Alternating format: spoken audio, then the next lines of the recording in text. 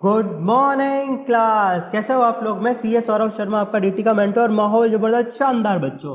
तो अपन स्टार्ट करते हैं आज हमारा रिवीजन लेक्चर नंबर 4, जिसका नाम है इनकम फ्रॉम हाउस प्रॉपर्टी।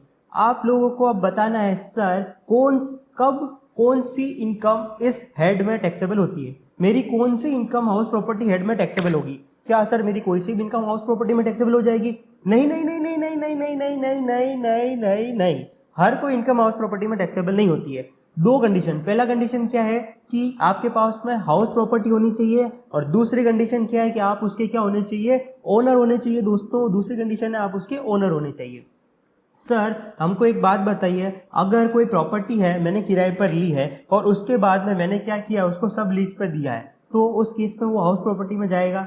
नहीं जाएगा। अगर आपका बिजनेस किराए पर लेना देना लेना देना ये सब है, तो उस केस में वो प्रॉपर्टी आपके हाउस प्रॉपर्टी में टैक्सेबल नहीं होती है। अगर यहाँ पर क्या हुआ कि मैं टेनेंट हूँ, मैंने कोई प्रॉपर्टी रेंट पे ली, उसके बाद में मैंने उसको सबलेट कर दिया, मतलब मेरा बिजनेस लेना देने का है, लेने देने का बिजनेस है, तो वो मेरा हाउस प्रॉपर्टी में टैक्सेबल नहीं होगा। वो क्या होगा सर, मेरा पीजीपीपी में टैक्सेबल होगा। तो यहाँ पर कंडीशन क्या है, सबसे पहली कंडीशन है कि सर जो एसएससी है वो ओनर होना चाहिए, और ओनर में डीम्ड ओनर को भी इंक्लूड किया गया। डीम्ड ओनर का मतलब क्या होगा वो मैं आपको बताऊंगा। अब देखो सर, यहाँ पर प्रॉपर्टी की डेफिनेशन का मतलब क्या हो गया। प्रॉपर्टी मतलब building and land attach to that property. Sir land attach to that property का मतलब क्या हो गया, अगर कोई फैक्ट्री है, कोई ऑफिस है, कोई शोरूम है, कोई शॉप है, कोई गोडाउन है, कोई डांस हॉल है, कोई लेक्चर हॉल है, कोई सिनेमा हॉल है, तो उसको भी उसमें इंक्लूड किया जाता है, ठीक है, बिल्डिंग के अंदर ही। इसके अलावा अगर कोई भी लार्ज स्टेडियम या ओपन एयर स्विमिंग पूल्स होते हैं, सर क्या होते हैं, स्विमिंग पूल, जहाँ पे मछलियां नहीं इंसान स्विमिंग करते हैं, तो उसको भी बिल्डिंग की डेफिनेशन में काउंट किया जाता है, ठीक है सर। इसके अलावा sir land attach to that property, जैसे कोई भी बिल्डिंग है उसके अंदर क्या हो गया सर, लिफ्ट हो गया, गार्डन हो गया, प्लेग्राउंड हो गया, या फिर पालतू जानवरों को पालने का एरिया हो गया, कार पार्किंग हो गया, ये सारी चीजें भी प्रॉपर्टी की डेफिनेशन के अंदर ही आती है। अगर उसको आप रेंट पे देते हो, उससे इनकम कमाते हो, तो हाउस प्रॉपर्टी लग जाएगा, ठीक है सर। इसके अंदर फ्री होल्ड लैंड और लीज होल्ड राइट्स दोनों इंक्लूड होते हैं। लीज होल्ड का मतलब क्या हो गया, देखो जैसे आपने महाड़ा गवर्नमेंट का महाड़ा में आपको कोई प्रॉपर्टी खरीदी, तो वहां पे आप क्या होता है, आपको बायर लाइसेंस नहीं मिलता, आपको लेसी का लाइसेंस मिलता है। 99 ईयर की लीज पे आपको प्रॉपर्टी मिलती है, और उसको आपने रेंट पे दिया है, तो वो क्या हो गया, मेरा लीज होल्ड प्रॉपर्टी हो गया। तो उसको भी यहाँ पर हाउस प्रॉपर्टी की डेफिनेशन में इंक्लूड किया गया है। नेक्स्ट है sir deemed ownership. Deemed ownership में मैंने क्लास के अंदर आपको एक एग्जांपल दिया था कि एक पर्सन है मिस्टर भव्या, और उसके केस में क्या हो गया सर, उसने अपनी वाइफ को अपनी प्रॉपर्टी ट्रांसफर करी है, या तो इन एडिक्वेट कंसिडरेशन में, या फिर विदाउट कंसिडरेशन में, या फिर चिल्लर के भाव में, या फिर बिना कंसिडरेशन के ट्रांसफर किया है। तो उस केस में जो भव्या है वो ही क्या हो जाएंगे सर, ओनर हो जाएंगे। ओके, लेकिन इसमें मैंने आपको एक एक्सेप्शन दिया था, अगर डाइवोर्स हो रहा है तो डाइवोर्स के केस में जो भी प्रॉपर्टी ट्रांसफर होती है वाइफ को, वहां पे डीम्ड ओनरशिप के प्रोविजन एप्लीकेबल नहीं होते। सिमिलरली अगर भव्या का एक नन्ना सा मुन्ना सा छोटा सा प्यारा सा एक बच्चा था, और उसने क्या किया, अपनी प्रॉपर्टी बच्चे के नाम पे ट्रांसफर कर दी विदाउट कंसिडरेशन या इन एडिक्वेट कंसिडरेशन, तो उस केस में भी भव्या ही डीम्ड ओनर माना जाएगा, ठीक है ओके। लेकिन अगर आपने माइनर मैरिड डॉटर को ट्रांसफर किया है, मतलब बालिका वधू को ट्रांसफर किया है, तो आप डीम्ड ओनर नहीं हो, क्योंकि उसकी शादी हो गई है। इसके अलावा अगर कोई भी होल्डर है impartible estate which is not legally divisible, तो इस केस में मैंने आपको एग्जांपल दिया था नाना जी की प्रॉपर्टी का बंटवारा, याद आ रहा होगा तो आपको, ठीक है। तो उस केस में भी नाना जी डीम्ड ओनर माने जाते हैं। मेंबर ऑफ कोऑपरेटिव सोसाइटी, याद करो मैंने एग्जांपल दिया था, आपकी सोसाइटी है, जैसे अपनी सोसाइटी हो गई ये तारक मेहता वाली गोकुलधाम सोसाइटी, उसके अंदर जो प्रॉपर्टी के ओनर्स है वो कौन माने जाएंगे, जो भी फ्लैट ओनर्स है, जैसे जेठा भाई, बबीता जी, सर बबीता जी, हाँ हाँ, जेठा भाई, अय्यर भाई, और इसके अलावा अपना तारक मेहता, उसके अलावा मेहता साहब, पोपटलाल, तो जो भी इनके क्या होते हैं सर, जिनको प्रॉपर्टी अलॉट होती है, वो उसके मेंबर जो भी होते हैं सोसाइटी के, वो डीम्ड ओनर माने जाते हैं। इसके अलावा person in possession of property. अब क्या हुआ, मैंने आपको एक एग्जांपल देता हूँ बहुत बढ़िया सा, जैसे आप हमारे स्टूडेंट हैं, मैंने आपसे कोई प्रॉपर्टी खरीदी, आपके पास में बहुत प्रॉपर्टीज है, एक प्रॉपर्टी मैंने आपसे खरीद ली। अब आपने बोला sir sir sir sir sir, मैंने बोला क्या क्या क्या क्या क्या, तो बोला सर हमारे तो एग्जाम है अभी, तो आप क्या करो, मैं आपको प्रॉपर्टी, मेरे एग्जाम होने के बाद में पेपर कार्यवाही अपन बाद में कर लेंगे, रजिस्ट्रेशन वगैरह, अभी आप क्या करो, प्रॉपर्टी ले लो, आप यूज करो। तो उस केस में पोजेशन मेरे पास में आ गया, तो मेरे पास पोजेशन है बट लीगल डॉक्यूमेंटेशन मेरे पास में नहीं है, फिर भी मैं उसका डीम्ड ओनर माना जाऊंगा। यहां तक क्लियर है? चलो आगे बढ़ते हैं। चलिए सर नेक्स्ट है sir cases where income from house properties exempt from taxes. कौन कौन से केसेस है? सबसे पहले अगर कोई भी हाउस प्रॉपर्टी यूज आ रही है एग्रीकल्चर इनकम अर्न करने के लिए तो वैसे भी एग्जम्प्ट होती है। इसके अलावा अगर मैंने आपको एग्जांपल दिया था ना वो नाना जी वाला, उस केस में तो भी एग्जम्प्ट होती है। अपार्ट फ्रॉम दैट अगर कोई भी हाउस प्रॉपर्टी है उससे इनकम आ रही है किसको, लोकल अथॉरिटी को, तो भी वो एग्जम्प्ट होती है। अगर कोई भी हाउस प्रॉपर्टी है अप्रूव्ड साइंटिफिक रिसर्च एसोसिएशन में यूज आ रही है और वहां से उनको इनकम हो रही है तो वो भी एग्जम्प्ट होती है। Property income of university education institution, property income of any registered trade union, apart from that charitable trust religion purpose के लिए अगर कोई मंदिर वगैरह के लिए दिया है उससे इनकम हो रहा है तो वो भी एग्जम्प्ट होता है। पॉलिटिकल पार्टी यूज के लिए दिया है वहां से इनकम हुआ तो भी एग्जम्प्ट है। इसके अलावा अगर आपने खुद के बिजनेस के लिए दिया है प्रॉपर्टी को तो वो भी क्या होती है सर, हाउस प्रॉपर्टी में टैक्सेबल नहीं होती। इनकम का मतलब एग्जाम का मतलब एग्जाम हाउस प्रॉपर्टी से एग्जम्प्ट है, लेकिन उस पर टैक्स तो लगेगा ही ना, दूसरी जगह लगेगा। ठीक है, चलो यस सर। चलिए इसके अलावा अगर कोई भी इंडिविजुअल और एचयूएफ के केस में उसको 2 SOP याद करो, 2 SOP तक क्या होता है सर, उसके लिए एग्जम्प्ट होता है। हाउस प्रॉपर्टी में टैक्स नहीं लगता, मतलब इंटरेस्ट ऑन बोरोइंग तो आपको मिल जाएगी, लेकिन 2 तक प्रॉपर्टी इंडिविजुअल और एचयूएफ में एसओपी माना जाता है। उसके अलावा एक्सेस क्या होता है, डीएलओपी डीएलओपी डीएलओपी। ओके सर, सर हमको एक बार वापस से रिकॉल कराओगे जो क्लास में बताया था। देखो मैं आपको बताता हूँ। तो टाइप ऑफ हाउस प्रॉपर्टी 2 तरीके होता है, एक होता है एलओपी, एक होता है एसओपी। एलओपी के केस में ऑलवेज टैक्सेबल, एसओपी के केस में अपने पास में क्या होगा सर, 2 रेजिडेंशियल, अगर आप रेजिडेंशियल पर्पस के लिए यूज कर रहे हो तो 2 एसओपी एग्जम्प्ट है। 2 से ज्यादा होगा तो क्या होगा सर, मेरा deemed to be let out property हो जाएगा। और अगर बिजनेस पर्पस के लिए यूज कर रहा हूँ तो मैंने आपको बोला था कि अगर बिजनेस पर्पस के लिए यूज कर रहे हो तो हाउस प्रॉपर्टी में एग्जम्प्ट होता है। उस केस में क्या होगा, पीजीबीबी में आप डेबिट साइड में ये रेंट नहीं दिखाते हो, लेकिन उससे रिलेटेड जो भी खर्चे होंगे वो अपने को पीएनएल में दिखाने पड़ेंगे। क्लियर है सर, समझ में आया आप लोगों को। चलिए आप एक वापस काम करो, कॉन्सेप्ट नोट पर आ जाइए और अपन डिस्कस करते हैं आगे। हमारा हाउस प्रॉपर्टी के अंदर अपन ने टाइप ऑफ हाउस प्रॉपर्टी सीख लिया। नेक्स्ट कॉन्सेप्ट होगा सर कंप्यूटेशन कैसे करेंगे। अगर मेरा प्रॉपर्टी एलओपी है तो उस केस में कंप्यूटेशन कैसा होगा, और अगर मेरा प्रॉपर्टी एसओपी है तो कैसे होगा, डीएलओपी है तो कैसे होगा, वो सारी चीजें अपन सीखते हैं। तो सबसे पहले मेरे को एक बात बताओ बच्चों, अगर सबसे पहले मेरा एलओपी और डीएलओपी, देखो एसओपी के केस में तो क्या होगा, सिंपल है एकदम, जीएवी 0, ठीक है, म्युनिसिपल टैक्स 0, उस केस में एनईवी 0, उस केस में स्टैंडर्ड डिडक्शन नहीं मिलता है। स्टैंडर्ड डिडक्शन कब मिलता है, जब मेरा एनईवी पॉजिटिव होता है तो ही मिलता है, अदरवाइज नहीं मिलता है। ठीक है, आपको 24B का जो भी इंटरेस्ट ऑन बोरोड कैपिटल है उसका आपको क्या मिल जाएगा सर, उसका आपको डिडक्शन मिल जाएगा। यहां तक क्लियर है, यहां तक किसी को कुछ डाउट है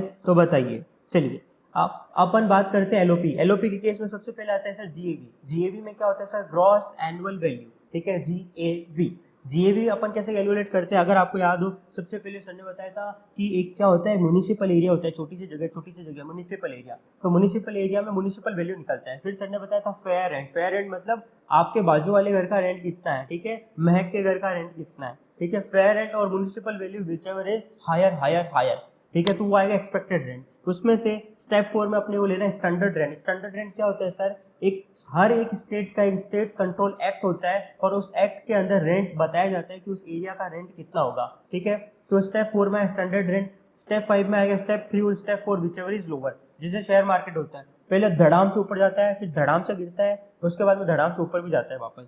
उसके बाद में नेक्स्ट स्टेप होगा एक्चुअल रेंट। एक्चुअल रेंट कितना होता है सर, एक्चुअल में आपने प्रॉपर्टी लेट आउट करी तो कितना रेंट मिला। अब यहाँ सर जितना मिला वही आएगा या जो मिलना बाकी था वो भी। Rent receive plus receivable both यहाँ पर आता है। ठीक है, इसमें से अपने को माइनस करना है सर अनरियलाइज रेंट। अब अनरियलाइज रेंट क्या होता है, मैंने आपको क्या बताया था, 4 कंडीशन फुलफिल होनी चाहिए, रूल 4 की कंडीशन फुलफिल होनी चाहिए, तब अनरियलाइज रेंट आप क्या कर सकते हैं सर, माइनस कर सकते हैं एक्चुअल रेंट में। तो जीएबी क्या होता है, जीएबी होता है सबसे पहले मेरा municipal value, fair rent whichever is higher higher higher, उसके बाद में स्टेप 3 में जो भी अमाउंट आया और standard rate whichever is lower lower lower, फिर जो भी मेरा एक्सपेक्टेड वैल्यू आया और actual rent minus unrealise rent जो भी आया whichever is higher higher higher. Clear है, चलो सर अनरियलाइज रेंट की 4 कंडीशन कौन कौन सी अगर आपको याद हो तो मैं बता देता हूँ। याद करो, लात मार के किराएदार को निकालना है। कैसे निकालना है, लात सर ऐसे कैसे बोल रहे हो, बताता हूँ।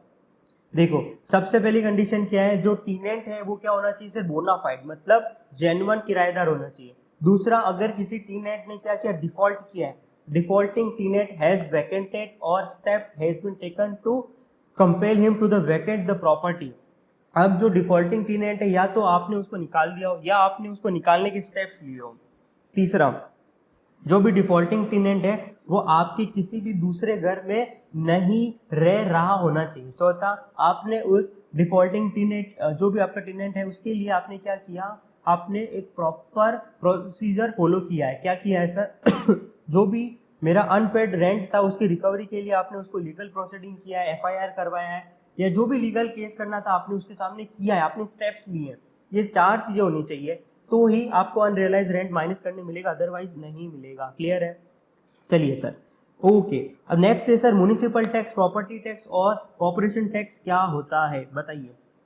देखो sir, municipal tax, property tax, corporation tax, ये अगर ओनर पे करता है, ध्यान से सुनना, ध्यान से सुनना, अगर ओनर पे करता है तो ही अलाउड होता है, टेनेंट पे करता है तो ये अलाउड नहीं होता है। और ये एक्चुअल पेमेंट बेसिस पर ही अलाउड होता है। जैसे कि इस साल का अगर मैंने पेमेंट नहीं किया, एक तो आप गवर्नमेंट को टैक्स नहीं दे रहे हो, ऊपर से आप बोल रहे हो कि मेरे को डिडक्शन चाहिए, मेरे को डिडक्शन चाहिए। कोई नहीं देगा, कोई नहीं देगा, कोई नहीं देता है। तो अगर सर मैंने इस साल पे नहीं किया, अगले साल मैंने इस साल का पे किया, पिछले साल का भी पे किया और आगे का भी पे किया तो मिलेगा। यस, अरियर का भी मिलता है, एडवांस का भी मिलता है, करंट ईयर का भी मिलता है। क्लियर है? क्वेश्चन के अंदर आपको सीवीएस टैक्स, वाटर टैक्स ऐसा भी लिखा हुआ मिले तो समझ जाना वो क्या है सर, मेरा म्युनिसिपल टैक्स है। इसके अलावा कोई भी खर्चे अलाउड नहीं होते। सर कोई भी खर्चे अलाउड क्यों नहीं होते? देखो, आपको पता हो यहाँ पर आपको स्टैंडर्ड डिडक्शन मिलता है 30% का। अगर आप स्टैंडर्ड डिडक्शन ले रहे हो 30% का, उसके बावजूद भी आप बोल रहे हो कि अरे स्टैंडर्ड डिडक्शन तो 30% ले लिया, उसके अलावा मेरे को रिपेयर का खर्चा, रिनोवेशन का खर्चा, ये खर्चा, फलाना खर्चा आप करते रहोगे तो आपको डिडक्शन थोड़ी मिलेगा, नहीं मिलेगा। चलो सर, अगर मैंने म्युनिसिपल टैक्स इंडिया के बाहर पे किया है तो डिडक्शन मिलेगा? यस मिलेगा। क्यों मिलेगा सर? देखो, अगर आप रेजिडेंट और ऑर्डिनरी रेजिडेंट हो, उसके केस में क्या होता है, आपकी ग्लोबल इनकम टैक्सेबल होती है। क्या होती है सर? बगड़ा पाले, ग्लोबल इनकम टैक्सेबल होती है। तो ग्लोबल इनकम टैक्सेबल होती है तो ग्लोबल एक्सपेंस जो भी मैंने टैक्स पे किया वहां के गवर्नमेंट को, उसका बेनिफिट भी मिलना चाहिए। यस सर, आपको उसका बेनिफिट मिल जाएगा। अगर क्वेश्चन में म्युनिसिपल टैक्स परसेंटेज में लिखा हुआ तो आपको एनएवी का परसेंटेज लेना है, लेना है, लेना है? नहीं नहीं, आपको एनएवी का परसेंटेज नहीं लेना है, आपको म्युनिसिपल वैल्यू का परसेंटेज लेना है। ठीक है? चलो, स्टैंडर्ड डिडक्शन आपको 30% मिलेगा। अगर एनएवी पॉजिटिव है तो ही मिलेगा, अदरवाइज आपको नहीं मिलेगा। इसके अलावा स्टैंडर्ड डिडक्शन के अलावा अगर आपने कोई इंश्योरेंस लिया, मेंटेनेंस पे किया, पेंटिंग कराया, आपने क्या किया, लिपापोती करा, आपने क्या किया, लिपापोती करा, आपने रिपेयर करा, इंश्योरेंस किया या मेंटेनेंस दिया, किसी भी तरह का कोई भी खर्चे का डिडक्शन आपको नहीं मिलेगा दोस्तों, नहीं मिलेगा। नेक्स्ट है sir interest on borrowed capital. Interest on borrowed capital का मतलब क्या हो गया? अगर आपने घर बनाने के लिए कोई भी लोन लिया है, ठीक है, आपने घर बनाने के लिए कोई भी लोन लिया है या घर खरीदने के लिए कोई भी लोन लिया है, तो उस केस में क्या होगा सर, आपको डिडक्शन मिलेगा। कितना मिलेगा, क्या मिलेगा, वो मैं आपको बताता हूँ। देखो, अगर ध्यान से सुनना, एलओपी और डीएलओपी है, एलओपी और डीएलओपी है तो लिमिट है ही नहीं सर, लिमिट है ही नहीं है। ठीक है सर, कंस्ट्रक्शन और परचेज के केस में समझ गए, रिपेयर के केस में भी लिमिट नहीं है। देखो, रिपेयर के केस में भी कोई लिमिट नहीं है। अगर आपने कितने का भी रिपेयर कराया हो तो रिपेयर के खर्चे का डिडक्शन नहीं मिलता। रिपेयर कराने के लिए अगर आपने लोन लिया है, लोन में आप क्या कर रहे हो, इंटरेस्ट का पेमेंट कर रहे हो, तो जितना इंटरेस्ट का पेमेंट कर रहे हो एक्चुअल बेसिस पर आपको अलाउड हो जाएगा। चलिए अब एसओपी की बात करते हैं। एसओपी के केस में अगर आपने लोन लिया 1 अप्रैल 1999 के बाद में, 1 अप्रैल 1999 के बाद में अगर आपने लोन लिया है और वो लोन आपने घर खरीदने के लिए या घर बनाने के लिए लिया है, और जो लोन आपने घर बनाने के लिए लिया है, जिस साल में लोन लिया है वो साल खत्म होने के बाद उसके नेक्स्ट 5 सालों के अंदर अंदर आपने क्या किया है, घर बना लिया है, तो मैक्सिमम 2 लाख का आपको डिडक्शन मिलेगा यहाँ पर। और अगर नॉर्मल केस है जैसे रिपेयर के लिए लोन लिया, उसका इंटरेस्ट पेमेंट कर रहे हो और एसओपी है तो 30,000 का आपको मिल जाएगा डिडक्शन। लेकिन अगर आप 115 बीएससी ऑप्ट आउट कर रहे हैं, मतलब आप न्यू टैक्स रिजिम में जा रहे हैं, तो उस केस में आपको ये जो एसओपी वाला डिडक्शन है ये नहीं मिलेगा। एलओपी वाला मिलेगा, यस सर मिल जाएगा, एसओपी वाला नहीं मिलेगा। 2 लाख और 30,000 का डिडक्शन आपको नहीं मिलेगा। क्लियर है? सर क्या मैंने रिनोवेशन और रिपेयर के लिए 30,000 का इंटरेस्ट पे किया, मिलेगा? हाँ मिलेगा। आपने कंस्ट्रक्शन के लिए 2 लाख का इंटरेस्ट पे किया, मिलेगा? मिलेगा। तो सर टोटल तो मेरा 2,30,000 हो गया, तो 2,30,000 मिलेगा? नहीं नहीं नहीं नहीं, मैक्सिमम 2 लाख ही मिलेगा। ठीक है, भले आप 2,30,000 अलाउड है, बट 30 इधर अलाउड है, 2 इधर अलाउड है, बट मैक्सिमम 2 ही मिलेगा एसओपी के केस में। एलओपी डीएलओपी में कितना भी मिलेगा आपको। अब एक इंपॉर्टेंट बात, वो क्या है, वो क्या है, वो क्या है सर, सुनना। अगर कोई नॉन रेजिडेंट पर्सन है और नॉन रेजिडेंट पर्सन ने लोन लिया है और लोन लिया है इंडिया से, और उस केस में वो क्या कर रहा है, कंस्ट्रक्शन करा रहा है, कुछ भी करवा रहा है, तो वहां पर उसको एक्चुअल बेसिस पर डिडक्शन मिलेगा। वहां 2 लाख का लिमिट नहीं है। सर क्यों नहीं है, क्यों नहीं है? क्योंकि देखो, नॉन रेजिडेंट के केस में अपन ने क्या बोला कि यहाँ पर आप टीडीएस डिडक्ट कर लो, टीडीएस डिडक्ट कर लो, टीडीएस डिडक्ट आपने नहीं किया तो आपको एक भी रुपया का खर्चा अलाउड नहीं होगा। आपको खर्चा अलाउड तभी होगा जब आपने प्रॉपर टीडीएस डिडक्ट किया है। सर क्या किया? प्रॉपर टीडीएस डिडक्ट किया तो ही अलाउड होगा। क्लियर है? चलो सर। सर अब एक कॉन्सेप्ट आता है प्री कंस्ट्रक्शन पीरियड का interest and post construction period का इंटरेस्ट। सर इंटरेस्ट में आप प्री कंस्ट्रक्शन ईयर और पोस्ट कंस्ट्रक्शन ईयर का मतलब ये होता है सर कि देखो जिस साल मेरा कंस्ट्रक्शन कंप्लीट हो गया उसके आगे के सालों का जो भी इंटरेस्ट होगा वो पोस्ट कंस्ट्रक्शन होगा, वो फुल्ली अलाउड होता है। आपको जितना इंटरेस्ट पे किया उतना अलाउड होगा। लेकिन लेकिन लेकिन आपने लोन ले लिया, लेकिन आपका कंस्ट्रक्शन का काम अभी चल रहा है, 5 साल तक अलाउड है आपको, ठीक है, आप करवा सकते हो। तो सॉरी, तो कंस्ट्रक्शन का काम मैंने करवाया, आज मेरा कंस्ट्रक्शन का काम कंप्लीट हुआ, तो पिछले के जो भी साल है उस साल का जितना भी इंटरेस्ट का मैंने पेमेंट किया है वो मेरे को अलाउड होगा 5 इक्वल इंस्टॉलमेंट के अंदर। कितना अलाउड होगा? 5 इक्वल इंस्टॉलमेंट में अलाउड होगा आगे के सालों में। यहाँ तक क्लियर है? चलो सर, अरियर ऑफ रेंट और अनरियलाइज रेंट जिस साल में मिलता है उस साल में टैक्सेबल होता है। देखो पहले मैंने बताया था अनरियलाइज रेंट अपन एक्चुअल रेंट में से माइनस करते हैं क्योंकि वो रूल 4 की कंडीशन फॉलो कर ली। लेकिन बाद में क्या हुआ, आपका किराएदार बढ़िया निकला, आपने किराएदार बोला चलो उस टाइम कोविड था तो मेरे पास पैसे नहीं थे देने के लिए इसलिए मैंने नहीं दिया, लेकिन अभी मेरे पास में पैसे है देने के लिए इसलिए मैं आपको क्या करता हूँ, आपका जो भी रेंट था मैं आपको दे देता हूँ। तो उस केस में जिस ईयर में आपको टैक्स रेंट मिलता है, चाहे अनरियलाइज रेंट हो चाहे अरियर रेंट, अरियर रेंट मतलब आपकी प्रॉपर्टी पर कोई भी रेंट के लिए केस चल रहा था, जैसे आपने क्या किया, रेंट 1,000 रुपए था, आपने 1500 बढ़ा दिया, मतलब 500 रुपए से बढ़ा दिया, तो डिस्प्यूट हो गया। तो डिस्प्यूट जब रिजॉल्व होता है तब आपको एक्स्ट्रा जो भी रेंट मिलता है वो उस साल में टैक्सेबल होगा। सर अगर मेरा हाउस प्रॉपर्टी है और वो मेरा हाउस प्रॉपर्टी क्या है सर, मैंने बेच दिया और अब मेरे को रेंट मिला है, तो क्या अब टैक्सेबल होगा? यस सर टैक्सेबल होगा, चाहे अरियर हो चाहे नहीं हो। सर वो अरियर रेंट रिकवर करने के लिए मैंने गुंडे मवाली रखे, वो डिशुम डिशुम डिशुम करके आए और डिशुम डिशुम करके मेरा रेंट लेके आए, तो वो जो एक्सपेंस मैंने किए बाउंसर्स को रखने के, क्या वो अलाउड हो गए? नहीं अलाउड होंगे, वो सारे खर्चे नहीं अलाउड होंगे। ठीक है सर, चलिए यहाँ तक समझ गए आप लोग। Sir sir sir sir penal interest allowed होता है क्या? मैंने इंटरेस्ट नहीं भरा तो पेनल इंटरेस्ट लग दिया? नहीं सर, वो भी आपको अलाउड नहीं होते। सर एक पॉइंट और, अगर मैंने क्या किया, एक है ना कोई फ्रेश लोन लिया, जैसे मैंने ना पहले घर खरीदने के लिए एक लोन लिया था, उसमें रेट था 9%, बाद में मैंने क्या किया सर, जो 9% का रेट था ना वो अभी मार्केट में 6% हो गया, तो मेरे को तो नुकसान हो रहा है 9% बढ़ने से, तो मैंने एक नया लोन लिया, नया लोन लेकर के पुराना लोन का पेमेंट कर दिया, और जो नया लोन है वो मेरा यूटिलाइज हो रहा है for the purpose of construction of house. तो सर क्या उस केस में मेरे को उसका इंटरेस्ट का डिडक्शन मिलेगा? यस सर, वो इंटरेस्ट आपको अलाउड हो जाएगा। यहाँ तक क्लियर है? ओके सर, समझ में आया आप लोगों को? चलिए सर, अब नेक्स्ट टॉपिक है अपना सेल्फ ऑक्यूपाइड प्रॉपर्टी के केस में कैसे अपने को हाउस प्रॉपर्टी का टैक्स निकालना है। ओके सर, तो एसओपी के केस में मैंने क्या बोला, the property was not flat out for the any part of the year, वो अपना एसओपी होता है। मतलब अगर मैंने मेरे घर को 1 महीने के लिए भी किराए पे चढ़ा दिया तो वो मेरा एलओपी होगा, एसओपी नहीं होगा। ठीक है, no other benefit have been derive from that property, उस प्रॉपर्टी से आप दूसरी तरह की कोई भी इनकम नहीं कमा रहे हैं, और टोटल 2 ही अलाउड है। और अगर आप 115 बीएसी मतलब न्यू टैक्स रिजिम में जा रहे हैं तो एसओपी के केस में इंटरेस्ट का डिडक्शन का आपको नहीं मिलेगा, इंटरेस्ट पेमेंट का डिडक्शन आपको अलाउड नहीं होगा। इस केस में क्या होता है सर, अगर मैं ओल्ड की बात करूं तो सब नील होता है, यहाँ पर ओनली आपको इंटरेस्ट और बोरोड कैपिटल मिल जाएगा 2 lakh 3,000 which ever is applicable. अगर कंस्ट्रक्शन और परचेज के लिए तो 2 लाख और रिपेयर के लिए तो 30,000 रुपए का। ठीक है, 2 लाख और 30,000 which ever is applicable. Sir sir sir अगर मेरे पास में 2 से ज़्यादा प्रॉपर्टी है तो उस केस में क्या होगा? देखो अगर मेरे पास में 2 से ज़्यादा प्रॉपर्टी है तो मेरे को क्या करना पड़ेगा कि 2 प्रॉपर्टी एसओपी होगा, एक मेरा डीएलओपी होगा, तो मेरे को ऑप्शन से चलना पड़ेगा। पहले ऑप्शन में 2 प्रॉपर्टी मेरा एसओपी, तीसरी मेरा डीएलओपी। ठीक है, दूसरे ऑप्शन के अंदर ये वाली एसओपी, ये डीएलओपी, ये एसओपी, फिर तीसरे ऑप्शन के अंदर क्या हुआ, ये डीएलओपी, ये एसओपी और ये एसओपी। इस तरह आपको कैलकुलेशन करना पड़ेगा। लेकिन क्लास में मैंने आपको सिखाया, सबसे पहले आप टेबल बना लो, तीनों प्रॉपर्टी को डीएलओपी मान के कैलकुलेट कर लो, फिर अपने को एसओपी को तो पता ही, एसओपी में तो खाली जो इंटरेस्ट का पेमेंट होता है वही अलाउड होता है, बाकी सब तो कुछ भी नहीं होता है। तो मेरा एसओपी के केस में तो वैसे भी नेगेटिव आना है। उसके बाद में टोटल लगा के देख लो कि जहां मेरा हाउस प्रॉपर्टी का इनकम कम है वो मेरा क्या कर देना सर, सेलेक्ट कर लेना ऑप्शन। चलिए सर, ये समझा आपको? यहाँ तक किसी को किसी भी प्रकार का कोई भी डाउट है तो बताइए, अदरवाइज अपन आगे बढ़ते हैं। चलिए sir, next section very very important, जो इसके क्वेश्चन आते हैं, let out property kept vacant for whole year. अगर मेरे पास में कोई प्रॉपर्टी है 8 महीने के लिए लेट आउट था और 4 महीने के लिए मैंने क्या किया, उसको आपने उसमें रहने लग गए। ठीक है, आपने क्या किया, उसमें 4 महीने के लिए वो खाली रहा, 8 महीने के लिए वो एलओपी था, तो क्या सर वो वैकेंट होगा? क्या नहीं होगा। वैकेंसी का मतलब होता है कि घर पे ताले लग जाना। क्या लग जाना? जैसे इनकम टैक्स वाले आते हैं ताले मार के वो लाल कलर की शाही का थप्पा मार देते हैं, ठीक है। अगर वैसा कुछ नहीं, थप्पा की जरूरत नहीं है, पूरा ही वैकेंट है, बिल्कुल भी एलओपी नहीं दिया है तो वो एलओपी होता है, एसओपी होता है, अदरवाइज वो एलओपी माना जाता है। तो इस केस में अपन कैलकुलेशन कैसे करेंगे, जो भी normal GAB municipal tax deduction ले लेंगे, इंटरेस्ट ऑन बोरोड कैपिटल, और पूरा का पूरा मेरा हाउस प्रॉपर्टी हो जाएगा। क्लियर है?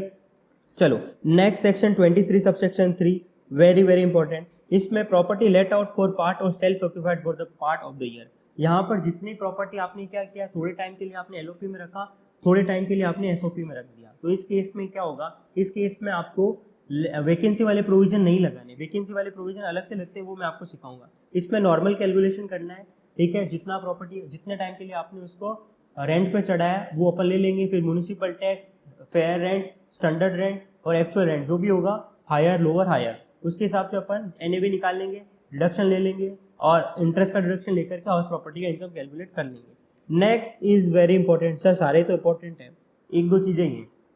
प्रॉपर्टी का एक पोर्शन मैंने क्या किया है सर, यहाँ पर एक पोर्शन मैंने लेट आउट किया है और एक पोर्शन मैंने सेल्फ ऑक्यूपेशन के लिए यूज किया है। सर एक प्रॉपर्टी मैंने लेट आउट किया और एक प्रॉपर्टी सेल्फ ऑक्यूपेशन के लिए यूज किया है। जैसे मेरा एक घर है, मैंने घर के दो पार्टीशन कर दिए, दो पार्टीशन मतलब बीच में दीवार, दो भाइयों में आई दीवार, वैसा नहीं, मतलब मैंने दो फ्लोर बनाया, फर्स्ट फ्लोर और सेकंड फ्लोर। फर्स्ट फ्लोर पे मेरे पेरेंट्स रहते हैं राजस्थान में, सेकंड फ्लोर मैंने किराए पे चढ़ा दिया। यहाँ तक क्लियर है? चलो, तो जो फर्स्ट फ्लोर था जो मैंने किराए पे, हाँ सेकंड फ्लोर जो किराए पे चढ़ा है वो मेरा एलओपी है और फर्स्ट पार्ट है वो मेरा एसओपी है।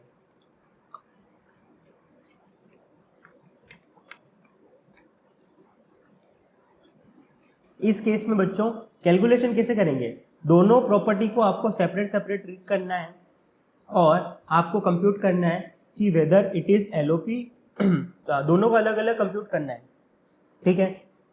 अब जो पेरेंट्स रहते हैं उस केस में तो मेरे को इंटरेस्ट और बोरोड कैपिटल मिलेगा एसओपी के केस में, और एलओपी के केस में मेरे को क्या करना पड़ेगा, जितना भी एरिया है, ठीक है सर, जितना भी मेरा क्या होगा, यहाँ पर अपने को प्रॉपर्टी को दो पार्ट में ट्रीट करना है, मेरा फेयर रेंट, म्युनिसिपल वैल्यू और म्युनिसिपल टैक्स, ठीक है। इसके अलावा जो भी मेरा स्टैंडर्ड डिडक्शन मिलता है मेरे को इंटरेस्ट का, वो भी मेरे को क्या करना पड़ेगा, बाइफर्केट करना पड़ेगा बेसिस ऑन द एरिया, कितना एरिया फर्स्ट फ्लोर का है, कितना सेकंड फ्लोर का है, उसके बेसिस पर मेरे को डिवाइड करना पड़ेगा।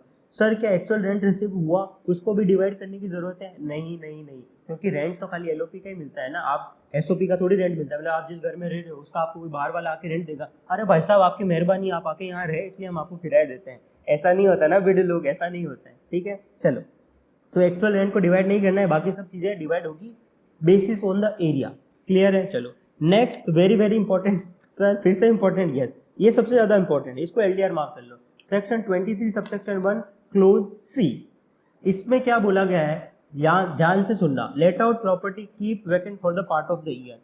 मेरा कोई प्रॉपर्टी है, 8 महीने के लिए मैंने उसमें क्या किया, किराए पे दिया और बाकी के 4 महीने वो खाली रहा है, तो ये वाले प्रोविजन लगेंगे। लेकिन अगर 8 महीने किराए पे दिया, 4 महीने मैंने एसओपी में डाल दिया, मतलब खुद के रहने के लिए रखा, तो वहां पर ये प्रोविजन एप्लीकेबल नहीं होते। तो ये प्रोविजन कब एप्लीकेबल होते हैं, जैसे मेरा एक घर है, 8 महीने के लिए किराए पे था, 4 महीने खाली पड़ा है, ठीक है, तो वैकेंसी के प्रोविजन एप्लीकेबल होंगे। वैकेंसी के प्रोविजन में मैंने आपको क्या सिखाया था, अगर मेरा एक्चुअल रेंट एक्सपेक्टेड रेंट से ज्यादा है तो सिंपल एक्चुअल रेंट जीएबी हो जाता है, लेकिन मेरा एक्सपेक्टेड रेंट एक्चुअल रेंट से कम है तो दो बातें होगी, आपको चेक करना है कि मेरा एक्सपेक्टेड रेंट ज्यादा क्यों है, उसके पीछे क्या वैकेंसी का कारण तो नहीं है। अगर उसके पीछे सबसे बड़ा कारण वैकेंसी का है तो आइडेंटिफाई करो कि वैकेंसी के कारण मेरा रेंट, एक्चुअल रेंट ज्यादा नहीं आया, एक्सपेक्टेड रेंट ज्यादा आया, ठीक है, तो उस केस में मेरा एक्चुअल रेंट जीएबी बन जाएगा, और अदर रीजन है तो मेरा जीएबी एक्सपेक्टेड रेंट बनेगा। इसके लिए मैंने क्लास में आपको 3 एग्जांपल दिए थे, अगर आपको याद हो तो मैं आपको वापस से बता देता हूँ। देखो एग्जांपल नंबर 1,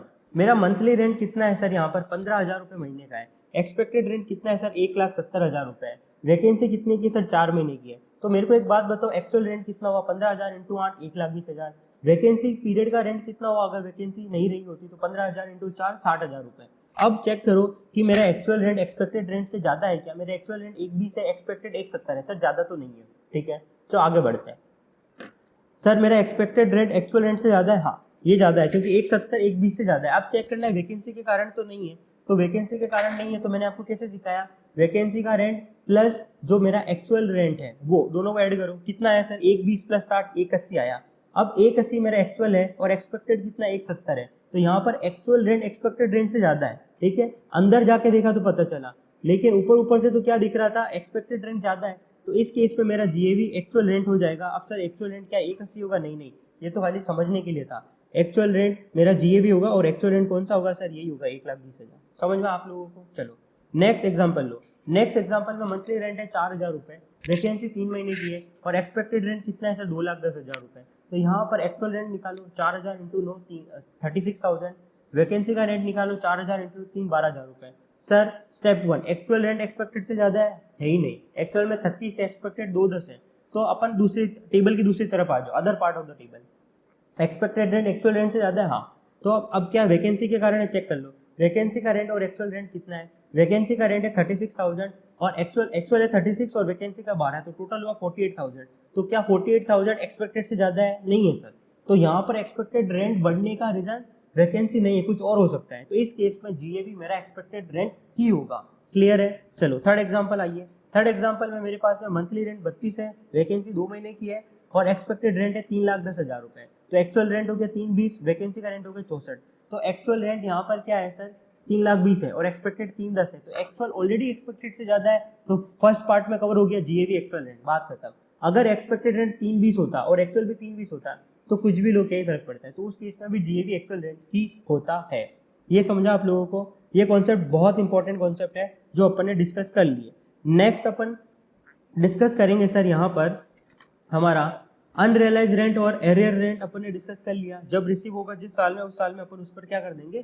टैक्स लगा देंगे। भले आपने प्रॉपर्टी सेल करी हो या नहीं करी हो, उससे कुछ भी फर्क नहीं पड़ता। नेक्स्ट कॉन्सेप्ट है सर को ओन प्रॉपर्टी। को ओन प्रॉपर्टी का मतलब क्या हो गया? मैंने और मेरी बीवी ने दोनों ने साथ में मिलकर एक प्रॉपर्टी खरीद ली। मैंने और मेरी वाइफ ने दोनों ने साथ में मिलकर एक प्रॉपर्टी खरीदी, तो उस केस में क्या बेनिफिट एडिशनल मिलता है? यस सर मिलता है। मिलता है कौन सा मिलता है? देखो इस केस में अगर एसओपी है ना तो बहुत बढ़िया है। एसओपी के केस में आपको हमेशा जॉइंट प्रॉपर्टी ही खरीदनी चाहिए, क्योंकि यहाँ पर जब आप लोन पर कोई भी प्रॉपर्टी खरीदते हैं तो आपको इंटरेस्ट का बेनिफिट मिलता है। अब यहाँ पर इंटरेस्ट का बेनिफिट जो भी मिलता है ना बच्चों, वो सेपरेट सेपरेट मिलेगा। 2 लाख हस्बैंड को मिलेगा, 2 लाख वाइफ को मिलेगा, दोनों को सेपरेट सेपरेट मिल जाएगा। क्लियर है? तो चलो अगर एसओपी है तो एसओपी के केस में आपको जो डिडक्शन मिलता है दोनों को सेपरेट सेपरेट मिलेगा। एलओपी के केस में आपको क्या करना है? उस प्रॉपर्टी को as a single owner treat करना है, कैलकुलेशन करना है जहाँ सेपरेट सेपरेट डिडक्शन नहीं मिलेगा, और उसके बाद में आपको डिवाइड करना है फाइनल इनकम को प्रोपोर्शनेट रेशियो में। मतलब पति का हस्बैंड है, पत्नी का हस्बैंड, सॉरी पति का हस्बैंड क्या है? पति का तो हस्बैंड, पति मतलब हस्बैंड ही होता है। पति का 50% है, पत्नी का 50% है, तो दोनों को 50-50 में बांट दो। पति का 60 है, पत्नी का 40 है, तो दोनों में 60-40 रेशियो में डिवाइड कर दीजिए। ठीक है? एलओपी है तो अपने को क्या करना है? सिंगल कैलकुलेशन करना है, नॉर्मल एक टेबल बना करके कुछ दिमाग नहीं लगाना है, लास्ट में जो भी अमाउंट आया पति पत्नी में बांट दो। ठीक है? लेकिन एसओपी है तो उस केस में 2 कॉलम बनेंगे और दोनों को separate separate interest on borrowing का डिडक्शन मिलेगा, 2,30,000 जो भी है। क्लियर है सर? यस सर समझ में आया। अब सर हमको एक बात बताइए, क्या सर? सर कॉम्पोजिट रेंट का मतलब क्या हो गया? कॉम्पोजिट रेंट लास्ट टॉपिक अपना इस चैप्टर का। कॉम्पोजिट रेंट का मतलब क्या हो गया? इसका मतलब ये होता है जैसे कि अगर मान लो ये प्रेमाइसेस है, इस प्रेमाइसेस के अंदर पूरे में फर्नीचर लगा है। क्या लगा है सर? पूरे में फर्नीचर लगा हुआ है। अब ये प्रेमाइसेस मैंने एज इट इज सेल किया, रेंट पे दिया है किसी पर्सन को, तो अब यहाँ पर क्या होगा कि प्रेमाइसेस में बिल्डिंग के साथ में मैं फर्नीचर भी दे रहा हूँ, तो फर्नीचर का रेंट और बिल्डिंग का रेंट आपने को क्या सोचना है कि क्या ये जो प्रॉपर्टी है इसको मैं सेपरेट कर सकता हूँ? दिमाग में पहले को सेपरेट कर सकता हूँ कि नहीं कर सकता हूँ? पहले अगर मैं उसको सेपरेट कर सकता हूँ, सेपरेबल है मतलब फर्नीचर और बिल्डिंग का रेंट अलग अलग कर सकता हूँ, तो फिर 2 चीजें सोचनी है। पहला कि जो मेरा मेन बिजनेस है क्या वो लेटिंग का बिजनेस है, मतलब वो फर्नीचर और जो बिल्डिंग मैंने रेंट पे दी, मेरा बिजनेस वही है, खरीदने बेचने का, रेंट पे देने का, रेंट पे देने का, लेने का देने का, लेने का देने का, लेने देने का मेरा बिजनेस है। तो उस केस में मेरा पूरा प्रॉपर्टी का इनकम पीजी हाउस प्रॉपर्टी में चला जाएगा। लेकिन अगर मेरा बिजनेस लेटिंग का नहीं है, दूसरा बिजनेस है, लेकिन मैंने उसको रेंट पे दिया, ठीक है, just because of other business, तो वो मेरा पीजीपीपी में चला जाएगा। सिमिलरली अगर मैंने प्रॉपर्टी क्या किया है सर, यहाँ पर सेपरेट नहीं हो सकता, यहाँ पर फर्नीचर और मेरा सर ये जो क्या बोलते हैं फर्नीचर और बिल्डिंग है उसको मैं सेपरेट नहीं कर सकता, मतलब मेरे को कंबाइंड ही बेचना पड़ेगा, रेंट पे देना पड़ेगा। और अगर मेरा बिजनेस ही लेने देने का है तो पूरा पीजीबीबी में जाएगा, ठीक है, पूरा पीजीबीबी में जाएगा। लेकिन अगर मेरा बिजनेस लेने देने का नहीं है, मतलब रेंट पे लेना रेंट पे देना, रेंट पे लेना रेंट पे देना नहीं है, तो उस केस में एंटायर इनकम मेरा अदर सोर्स में टैक्सेबल होगा। वापस से बताता हूँ, ध्यान से सुनना, थोड़ा ये रहता है डिफिकल्ट बच्चों के लिए। देखो अगर मैं रेंट को सेपरेट कर पा रहा हूँ, रेंट को सेपरेट कर पा रहा हूँ और मेरा बिजनेस ही रेंट पे लेने देने का है, तो जो प्रॉपर्टी का है, फर्नीचर की बात नहीं कर रहा हूँ, जो प्रॉपर्टी का है वो हाउस प्रॉपर्टी में जाएगा, ठीक है। और अगर मेरा बिजनेस क्या है सर, लेने देने का नहीं है, रेंट पे लेने देने का नहीं, उस केस में जो अदर इनकम है, अदर एसेट है, मतलब फर्नीचर वाला है, वो पीजीपीपी में चला जाएगा। समझ में आया। लेकिन अगर मैं सेपरेट नहीं कर पा रहा हूँ, अगर मैं फर्नीचर और बिल्डिंग को सेपरेट नहीं कर पा रहा हूँ और मेरा बिजनेस ही रेंट पे लेने देने का है, तो पूरा पीजीपीपी में। यार मेरा धंधा ही वो है, ठीक है, मेरा धंधा ही वो है, रेंट पे लेने देने का है, तो पीजीपीपी में जाएगा ना, दिमाग लगाना ही नहीं है। लेकिन मेरा लेने देने का धंधा नहीं है और मैं उसको क्या कर रहा हूँ, फर्नीचर और बिल्डिंग को सेपरेट नहीं कर पा रहा हूँ, तो पूरा आईएफओएस में डाल दो, ठीक है। समझ में आया आप लोगों को। चलिए, अगर सर मेरा कोई भी हाउस प्रॉपर्टी है, वो सिचुएटेड है सर कहाँ, आउट ऑफ इंडिया, तो उस केस में क्या होगा, अपने को देखना है कि एसएससी रेजिडेंट और ऑर्डिनरी रेजिडेंट है, या SSC resident non ordinary resident, या फिर नॉन रेजिडेंट है। देख, आर और ओआर के लिए तो सारी इनकम टैक्सेबल होती है, टैक्सेबल इन इंडिया, चाहे प्रॉपर्टी इंडिया में हो चाहे इंडिया के बाहर हो। लेकिन नॉन रेजिडेंट और आर और एनओआर के लिए कौन सी इनकम टैक्सेबल होती है, एक तो इंडियन इनकम, या फिर आर और ओआर के लिए एक इनकम और होती है, फॉरेन इनकम, अगर बिजनेस इंडिया से ऑपरेट हो रहा है तो। ये ओनली टैक्सेबल होगी इंडिया में कब, जब rent is received in India, property India के बाहर है और नॉन रेजिडेंट और resident but not ordinary resident है, तो उस केस में इनकम कब टैक्सेबल होगी, जब वो इंडिया में रिसीव होती है। याद करो, रेजिडेंशियल स्टेटस में बताया था, ठीक है, रिसीव होती है तो ये टैक्सेबल हो जाएगी। यहाँ तक क्लियर है बच्चों। चलिए, तो ये अपना चैप्टर हाउस प्रॉपर्टी का कंप्लीट होता है और इसके साथ ही अपन ने इस चैप्टर के सारे कॉन्सेप्ट इन डिटेल में विद एग्जांपल सीख लिए हैं। मैं होप कर रहा हूँ कि आप इस चैप्टर के सारे क्वेश्चन प्रैक्टिस कर रहे होंगे, और प्रैक्टिस करना जरूरी है, क्योंकि बच्चों ये इनकम टैक्स एक्ट इस साल लास्ट, अगले साल से नया आ जाएगा। मैं नहीं चाहता कि आप वो वापस से पढ़े, इसलिए इस बार पढ़ के पास होकर के निकल जाइए, ठीक है बच्चों। और सबसे इम्पोर्टेंट है, मेहनत करते रहो, मेहनत करना बहुत जरूरी है। देखो बच्चों, एक चीज़ का आपको हमेशा ध्यान रखना है, अगर आप अपनी फैमिली में वो बच्चे हैं जो घर की हालत बदलने के लिए आपको चुना गया है, तो मान के चलो आपकी ज़िंदगी आसान नहीं होगी, आपके रास्ते कभी भी सिंपल नहीं रहने वाले, क्योंकि आसान रास्ते कभी भी जिम्मेदारियां नहीं उठाते हैं। तुम्हारे हिस्से में क्या आने वाला है, ओनली मेहनत आने वाली है, थकान आएगी, खामोशी भी होगी, और कभी कभी आपको अकेलापन भी होगा। लेकिन हमको क्या रहना है सर, बी पॉजिटिव रहना है। हमेशा याद रखो कि जो बोझ तुम्हें झुकाता है ना, वही तुमको मजबूत बनाता है, ठीक है। आपको पता ही होगा, जो एक मक्की है, मक्का जो पता है ना, भुट्टा, ठीक है, वो 5 रुपए में मिलता है, लेकिन वही भुट्टा अगर आप सेक करके कोई शॉपकीपर उसको बेचता है, नमक नींबू, हाँ पानी आ गया मुंह से, नमक नींबू डाल करके उसको बेचता है, तो उसकी वैल्यू कितनी हो जाती है, 20 रुपए। क्यों हो जाती है, क्योंकि उस भुट्टे की सिकाई हुई है। उसी तरह आपको अपने आप को क्या करना है, मजबूत बनाना है, अपने आप को एकदम ताकतवर बनाना है। सर ताकतवर मतलब जिम वो उठाने का नहीं, वो सब नहीं करना है, मेहनत करनी है बच्चों। तुमको संघर्ष करने के लिए नहीं, बल्कि इतिहास बदलने के लिए भेजा है, ये मान के चलो। हमेशा भी पॉजिटिव रहो, खुश रहो, मस्त रहो, पढ़ते रहो, खेलो कूदो। बाय बाय दोस्तों।